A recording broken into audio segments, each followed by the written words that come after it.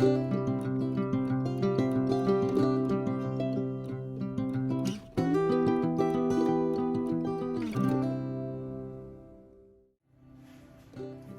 it's Mez from Thermotivation, and tonight I'm bringing you a recipe that is inspired by a fellow consultant that I saw her post something today, and I thought, oh, I think I'd like to make that and show you guys how to do it too. And it is meatballs in Spanish sauce. So I've got a couple of things ready just to try and speed it up. But I always like to try to get my ingredients out before I start a recipe. I always put them to my left because that works for me in my kitchen. And then as I've done each step, while it's doing its business, I can put away the ingredients that I've already used.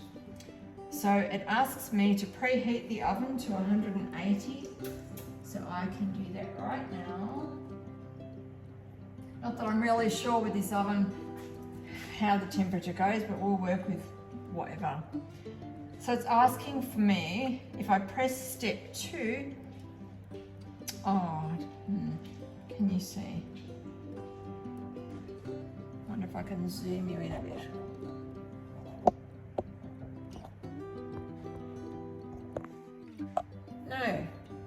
No, I can't. So I have meatballs in Spanish sauce. If I scroll down the screen, it's got preheat oven to 180. Step 2, if I touch that step, it takes me to the scales for step 2, which is 200 grams of carrots that have been chopped. Now I'm using double the amount of minced meat, so I have doubled the amount of the carrots. And what I thought I'd tell you, I have washed them and ended them, and then I have cut them on a diagonal. I don't know if you can see that very well, and that's the end of the carrot there. You can see it's cut on the diagonal, and the reason being it helps to catch the hard chopping vegetables on the blade so that they chop better. So I'm going to throw this in. If I turn my scales, and hopefully there's about 400 grams. And if it's not, bad luck, that's what we're having.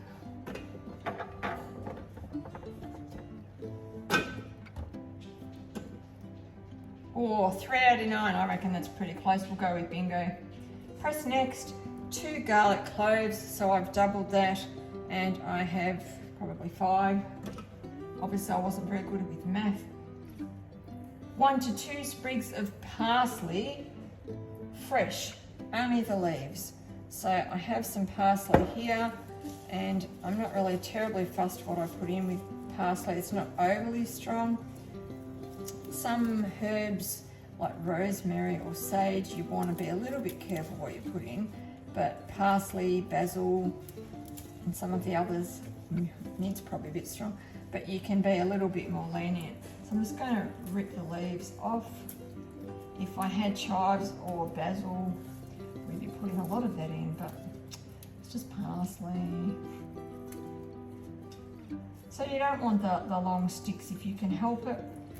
Any woody sticks like rosemary, you definitely don't want that because they're not going to chop well. So I've had this parsley in my fridge for a week already.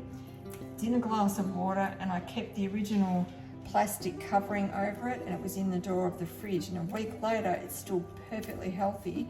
And it was a bit of a test to see what happens, and you can see that.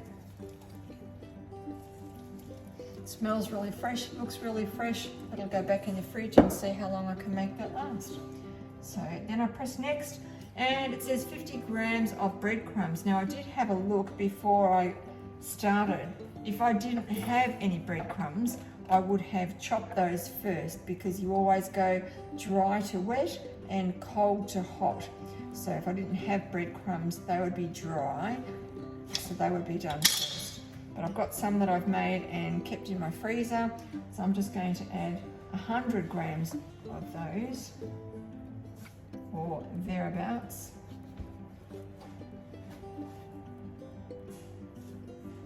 Probably don't have 100, but chance to empty out what I've got in the freezer.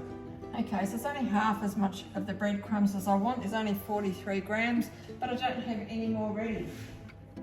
Oh, by the way, this is a reusable Ziploc bag It's available in the mix shop, and it has a slide cover that once you've put your ingredients in, you can slide that on, and it is leak proof, so you can have liquidy things in there, put them in the fridge or freezer, and they come in different sizes. I do find them quite useful. But today, unfortunately, we don't have enough breadcrumbs in the bag, but too bad. Next, put the measuring cup on the mixing bowl lid and press next. And it's got 10 seconds. It's going to chop at speed 7. So I'll be back in 10 seconds.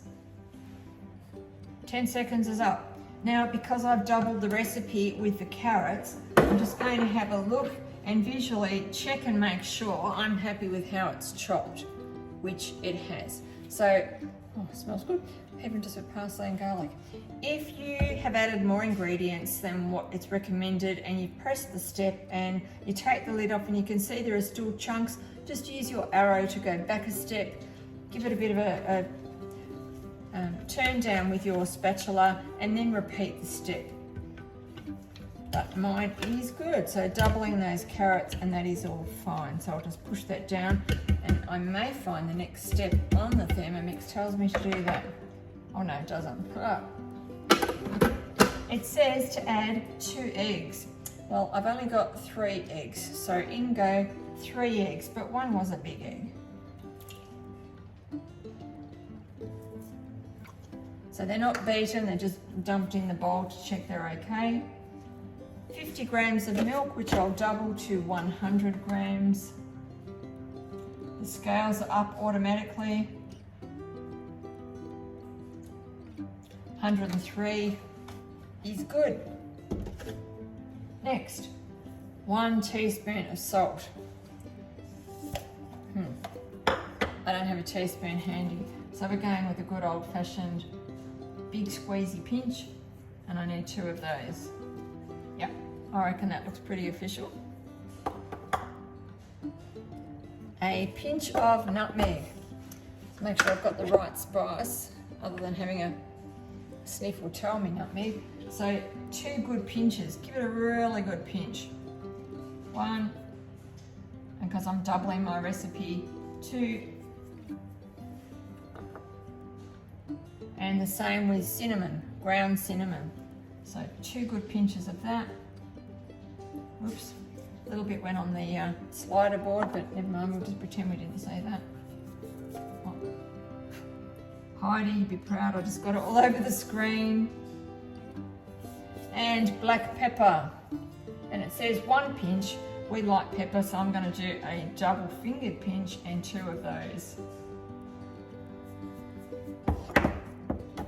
Any of these ingredients you can omit if you really don't like them, and find substitutes or just miss out altogether. So although it's guided, you still choose what you want. Press next, on with the lid and the measuring cup, next, and it's got 20 seconds with the selector, turn to speed 3. So I will spare you the noise and I'll be back in 20 seconds. And back we come after 20 seconds, and now it tells me to scrape down the sides of the mixing bowl with the spatula. So that is what we're looking at now with the ingredients added. It's a little bit more liquidy.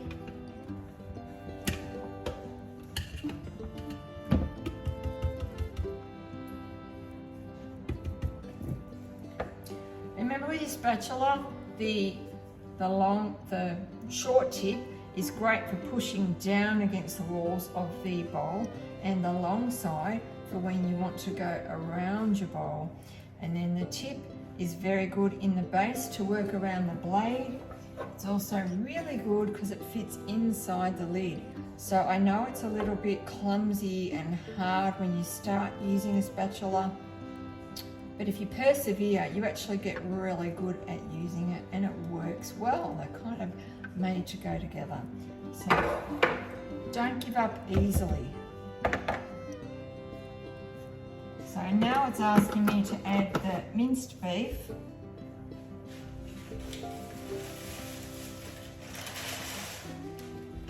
And it says 500 grams of minced meat, 250 of pork, and 250 of beef. Well, I've got a kilo of beef, and it's, you know, the take it or leave it kitchen.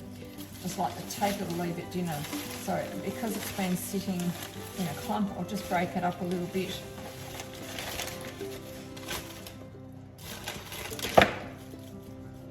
I can tear the scales off if I want to measure. This is from our local butcher, so I'm trusting it's what I've asked for. Oh, there's more.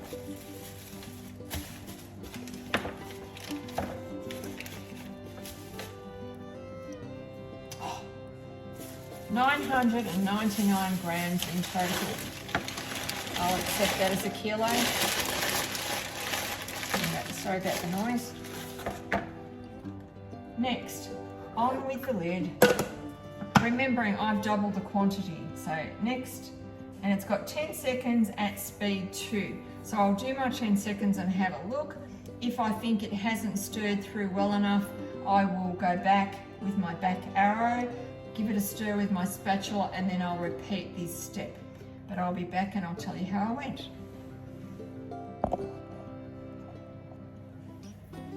So after giving the meat the 10 seconds to stir through with the other ingredients, I did think that there was still too much meat at the top and the carrot mix at the bottom. So I gave it a stir with the spatula, and then when I repeated the step, I was watching because I took the measuring cup off and I didn't think it was stirring as well as it should. So I flicked it onto reverse and I turned the speed up to 3. And just gave that about 8 seconds with it in reverse on speed 3 just to get it to mix through. And then that is what it looks like. So there's a lot of meat in there. Got a feeling we'll have some dinner to freeze. If I press next, it says to transfer to a bowl and add pine nuts. So now I need to go and find a bowl because I didn't have that ready. Okay, so I've tipped it into a bowl. And that's what that looks like. It's really well mixed, so I'm happy with that. And then when I press next, it says transfer to the bowl and add pine nuts. What it actually is asking me to do is add the pine nuts to the minced beef. Well, I haven't weighed them out. So I'm going to put the lid on with the measuring cup, and if I press the 3 dots on the screen next to the word next, you'll see it says recipe detail. So I can press that and scroll down, and it will tell me how many grams of pine nuts I need. And it's got 50 grams of pine nuts that is optional. So let me see if I press the house, wipe across, bring up my scales, they will tear off with the lid and the measuring cup on. And I'm going to use the measuring cup to weigh my pine nuts and see what I've got. Ugh. Not many. I might have a look and see if I have more. I'll be back. Well, that's a bit disappointing. Wonderful pantry that I've got, and there are no more pine nuts. So we're going to use a substitute, and I don't know how that's going to turn out, but we just work with what we've got. That's what you do. And I have plenty of sesame seeds, so I'm going to add more sesame seeds to the pine nuts, which are nothing like pine nuts, but they're going to do today. We're up to 95 grams. Sesame seeds to the rescue, huh? I'll take that off. I can tip those straight into the bowl because my lid doesn't come off. My measuring cup stays intact.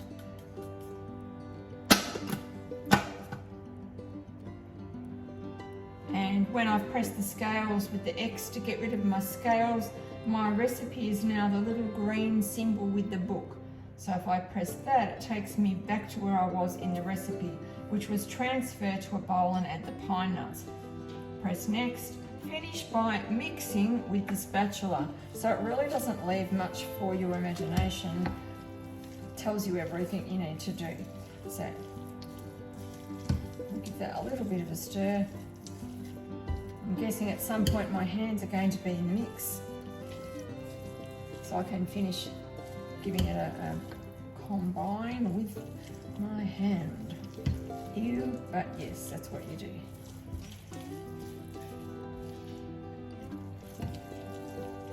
Pity I didn't have more pine nuts. I thought I had more. Do you know, a lot of this is about what's in your fridge or your pantry, and you have to work with it. I live out of town, so it's not like I can zip up the shop and grab an extra little something. It's just not worth it. You've got to learn to work with what you've got. So when you read a recipe, it's got lots of ingredients and you don't have all of those. See if you can find a substitute, and if you can't, try it without. It might just be fine. Okay, that's mixed up pretty well.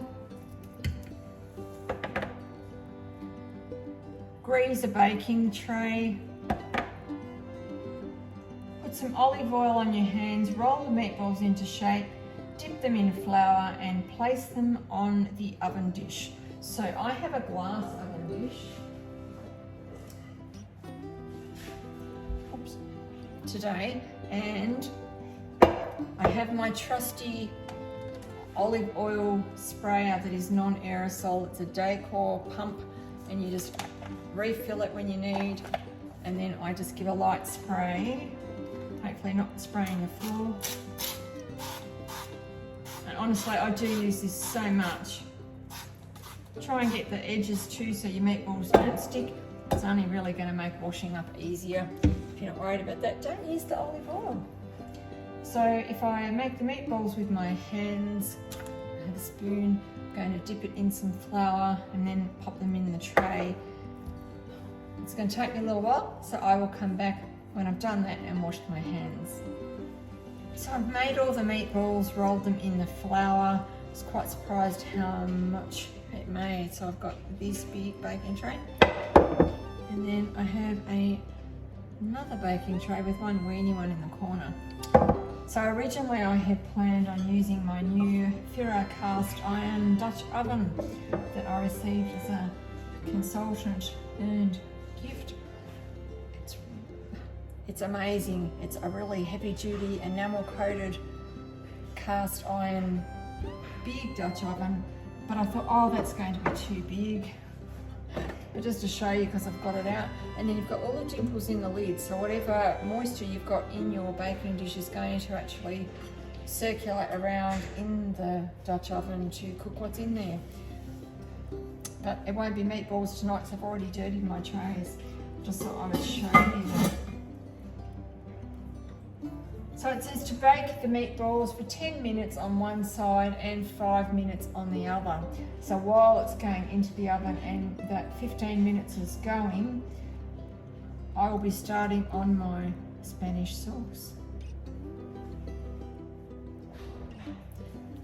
So the meatballs are in the oven and they've had their 10 minutes, and I have turned them over. And in the meanwhile, I was busy finding ingredients for the rest of the sauce and feeding the dogs. And I've chopped the onion into quarters and doubled that, and I've got 482 grams instead of the 250 double, which would have been 500, but that's close enough. So it's asking for garlic as well, so I'll just get the garlic ready and I'll be back. So I have 4 cloves of garlic. I'm going to add olive oil. It says 50 grams, I probably won't double that. Maybe about 75.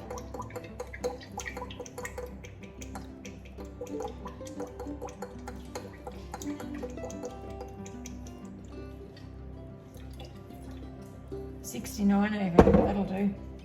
70. Insert the measuring cup into the mixing bowl lid. Next. And it's got 3 seconds of chopping, and my daughter will tell you I'm still, after 6 years, really impressed with what we can do in 3 seconds of chopping with onion and garlic. Those of us who did it the old-fashioned way, I love it. I love it. So I've done our 3 seconds of chopping just to show you. That's what I've got with the oil in there. Haven't washed the bowl between the meatballs and the sauce, and it's now asking me to do 7 minutes, at 120 and turn the selector to speed 1. So I'm going to turn that on, and while it's doing its 7 minutes of sauteing with the fan on, I'm going to clean up what I've made from mess in my kitchen. See you soon. So I have a recipe in my other Thermomix going, and that's the cumin rice, but without the cumin seeds. I just want it plain, and it's using basmati. I'm hoping it's not too noisy.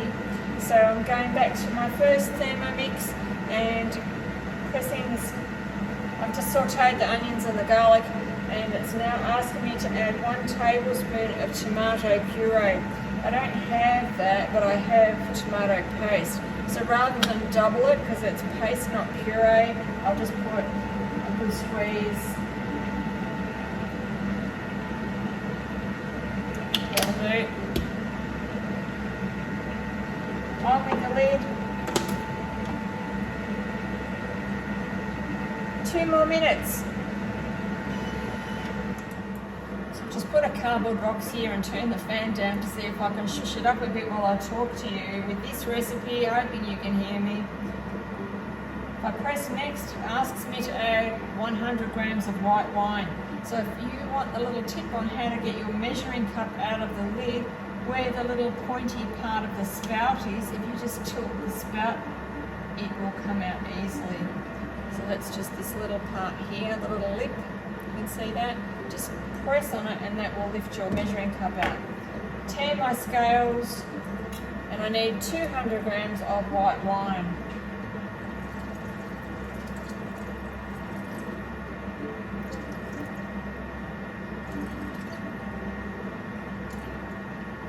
$191.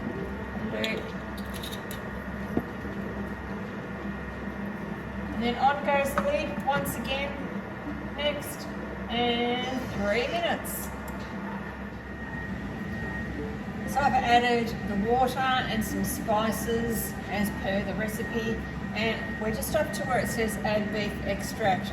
Now I am a big fan of the vegetable stock and the chicken stock in your basic recipe book, but with the beef, I hope I said vegetable and chicken because that's what I meant, but with the beef I'm still a really big fan of the old OXO cubes. But it took my youngest son to teach me, not so many years ago, that these little cubes have little fold out sections. I hope I can show you.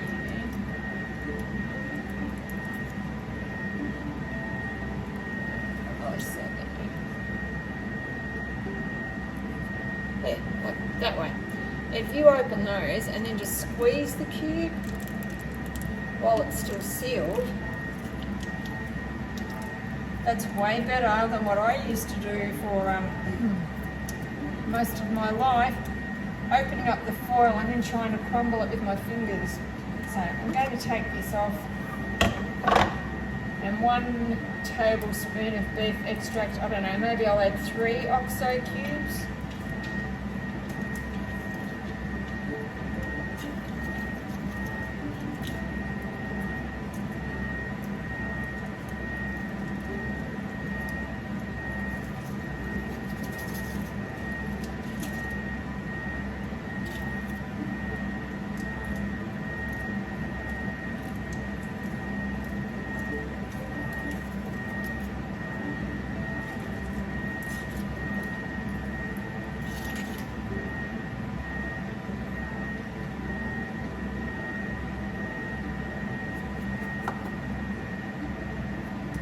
This time it's asking me to put the simmering basket on top of the lid instead of the measuring cup. And it says to help with the evaporation and to stop spattering. So it even tells you why you're doing it. And now we've got 10 minutes and the sauce will be ready. I'm pretty sure that's when we add it to the meatballs that are in the oven. Meanwhile, my rice will be ready and I'll have it in a thermo server to put with my meatballs, and we are good to go. So the sauce is finished. I've got the rice Thermomix doing a self-clean on universal, and the rice is sitting in the thermo server.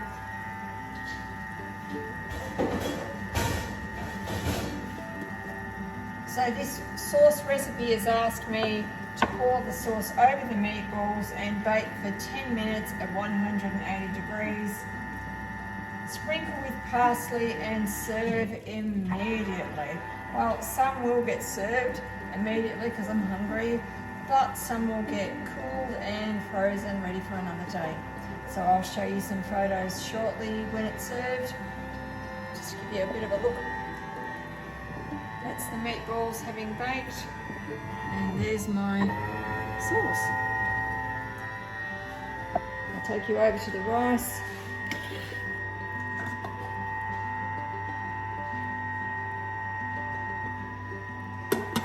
That's good to go, and all my cleaning up is done, other than what I'm using at the very moment, and I'm pretty happy with that.